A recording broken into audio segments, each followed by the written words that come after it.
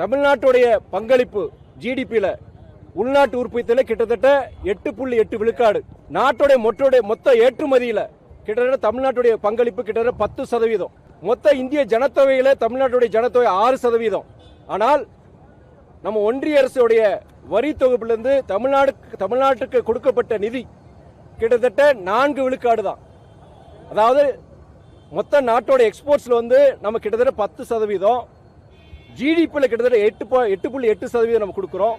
ஆனால் நமக்கு கொடுக்கப்பட்ட நிதியோ ஒதுக்கப்பட்ட நிதியோ மொத்த நிதியில கிட்டத்தட்ட 4% தான். இது இதை கண்டிச்சு, இது மாத்திரம் கிடையாது, தமிழ்நாட்டுக்கு உரிய சிறப்பான திட்டங்கள் இங்க திருச்சி முதற்கொண்டு தமிழ்நாட்டில் உள்ள முக்கியமான திட்டங்கள், அந்த திட்டங்களை பொறுத்த வரைக்கும் புறக்கணிக்கப்படுகின்றன.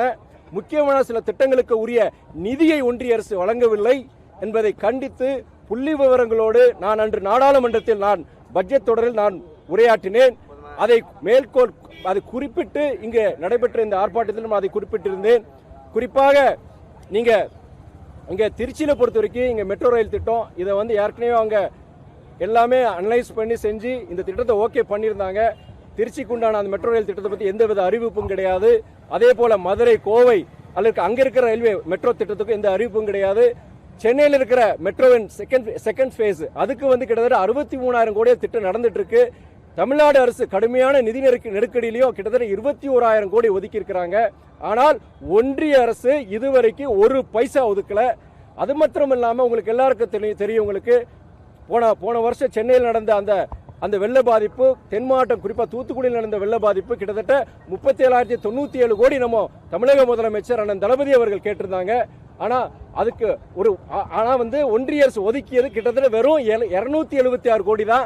அதுவும் எப்படி சுப்ரீம் கோர்ட் உச்ச நீதிமன்றத்தோட தலையிட்டு பிறகு தமிழ்நாடு கோரிக்கை விடுச்சிருக்காங்க, தயவு செய்து அதுக்கு ஏதாவது நீங்க பண்ணுங்கன்னு சொன்னதுக்கு அப்புறம் சொற்பமா ஒரு 276 கோடி கொடுத்திருக்காங்க. ஆனால் அதே நேரத்தில் குஜராத் போன்ற மாநிலங்களுக்கு இதே போன்ற வெள்ள ஆபத்துகள் பேரிடர்கள் நடக்கும்போது ஆயிரக்கணக்கான கோடியை கொடுத்திருக்காங்க. அதுதான் சொல்லியிருக்கோம். அதே மாதிரி நீங்க முக்கியமான இங்க தஞ்சாவூர்ல இருந்து புதுக்கோட்டை கந்தர்வ கோட்டை வழியாக இங்க மதுரைக்கு போற அந்த புதிய ரயில் திட்டம் 2012-13 அந்த திட்டத்தை ஓகே பண்ணிட்டாங்க. பண்ணி அதுக்கு உண்டான அந்த ரயில்வேவுடைய அதிகார ஏடு பிங்க் புக்னு சொல்லுவாங்க, அதுலயும் 2018-19 வரைக்கும் அதுல இருந்தது. ஆனா அந்த திட்டத்தை பத்தி போடல. கிட்டத்தட்ட 9க்கும் மேற்பட்ட ரயில் திட்டங்கள், புதிய ரயில் பாதை திட்டங்கள் பொறுத்த வரைக்கும் 13 வருஷத்துக்கு முன்னாடி அதை சாங்ஷன் பண்ணியிருக்கிறாங்க. ஆனா இதுவரைக்கும் அதை நிறைவேற்றலுங்கிறதா எங்களுடைய இது.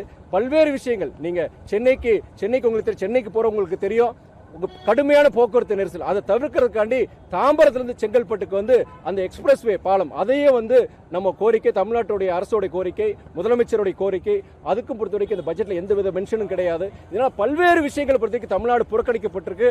அதே வேளையில் நீட்டை பொறுத்த வரைக்கும் நீட் தகுதியின் அடிப்படை கிடையாது நம்ம தமிழ்நாடு சொல்லிட்டு இருந்தது. இன்னைக்கு இந்தியாவில் இருக்க பிற மாநிலங்களும் அதை சொல்றாங்க. ஏன்னா நீட் பொறுத்த வரைக்கும் உங்களுக்கு எல்லாருக்கும் தெரியும், இன்னைக்கு கொஸ்டின் பேப்பர் லீக்ஸா இருக்கட்டும், அந்த கிரேஸ் பாக்ஸ் இதா இருக்கட்டும், இன்னைக்கு பல்வேறு கிட்டத்தட்ட சிபிஐ முதற்கொண்டு பல்வேறு வழக்குகளை பதிவு பண்ணியிருக்காங்க, பல பேர் மேல பதிவு பண்ணியிருக்காங்க.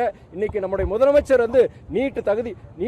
நீட்டுக்கு எதிரான ஒரு குரல் மாதிரி இன்னைக்கு மேற்கு வங்காளத்துல அந்த முதலமைச்சர் மம்தா பானர்ஜியர்கள் அவங்க நீட் வேண்டாம்னு சொல்லியிருக்காங்க. பிற மாநிலங்களுடைய முதலமைச்சர் இந்த கோரிக்கையை வச்சிருக்காங்க. அந்த நீட்டை தேர்வை ரத்து செய்ய கோரியும் நிதிநிலை அறிக்கையை கண்டித்தும் நாங்க இன்னைக்கு ஒரு ஆர்ப்பாட்டம் நடத்தி இருக்கிறோம். தமிழ்நாடு முழுவதும் அனைத்து மாவட்ட தலைவர்களும் மதிமுக ஆர்ப்பாட்டம் நடத்தி. பாஜக சார்பில் பல்வேறு இடங்களில் பட்ஜெட் பொதுக்கூட்டம், பட்ஜெட் விளக்க பொதுக்கூட்டங்கள் நடத்துறாங்க பல்வேறு நகரங்கள்ல. எப்படி மக்கள் ஏற்றுக்கிறாங்களா? அதாவது என்னன்னா, அவங்க பாஜக பொறுத்த வரைக்கும் மக்களை திசை திருப்புற விதமா அவங்க இன்சாக்ட் சில இடங்களை பொறுத்த பொய்ய சொல்றாங்க, பொய்யான தரவுல கொடுக்குறாங்க. ஆனா அவங்க நாடாளுமன்றத்தில் அவங்க நீங்க பட்ஜெட் இதை நீங்க விரிவா நீங்க எடுத்து பார்க்கும். அதனாலதான் எங்களை போன்ற அரசியல் இயக்கங்கள் இதை விரிவா நாங்க சொல்றோம், நாங்க ஜனங்கிட்ட போய் சொல்றோம் எந்த மாதிரி பாஜக அரசு நம்மளை ஏமாத்துது அப்படின்னு சொல்றோம். ஆனா நீங்க சொல்ற மாதிரி சோசியல் மீடியாலும் சரி பல்வேறு இடங்கள்ல பொறுத்த வரைக்கும் பாஜக தமிழ்நாட்டுக்கு புறக்கணிக்கல, எல்லா மாநிலம் ஒரு மாதிரி தான் நாங்க பண்றோம்னு சொல்றாங்க. ஆனா உன்னே ஒன்று சொல்றேன், நானு பத்திரிகையாளர் நல்ல ஒரு கேள்வி கேட்டீங்க. பாஜக கூட்டில் இருக்க முக்கியமான தலைவர் அன்பு சகோதரர் அன்புமணி ராமதாஸ் அவர்கள் சில வாரங்களுக்கு முன்பு என்ன சொன்னார்? அவரு நீங்க தமிழ்நாட்டில இருந்து ஒரு தொகுதியோட எங்களை ஜெயிக்க வைக்கல, அதனால நீங்க எப்படி ஒன்றிய அரசு நீங்க எந்த உதவி நீங்க எதிர்பார்க்க முடியும், ஒருபோதும் அது நடக்காது அப்படின்னு தான் அவர் சொல்லியிருந்தார்.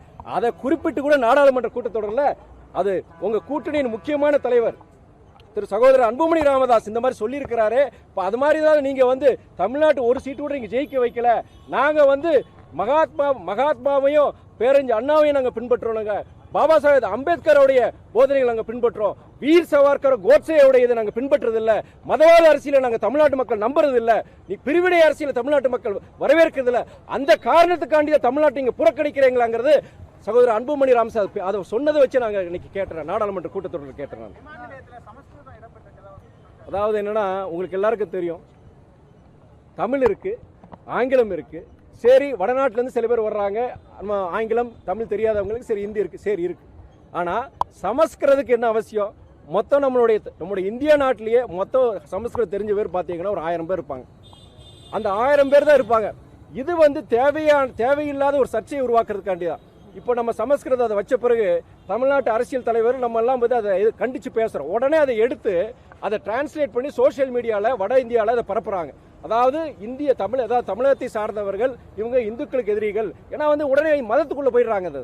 இது ஒரு மதவாத அரசியலுக்குள்ளே போகிறதுக்காண்டி தான் அங்கே சமஸ்கிருதம் வச்சிருக்க. தேவையில்லாத விஷயம் அது.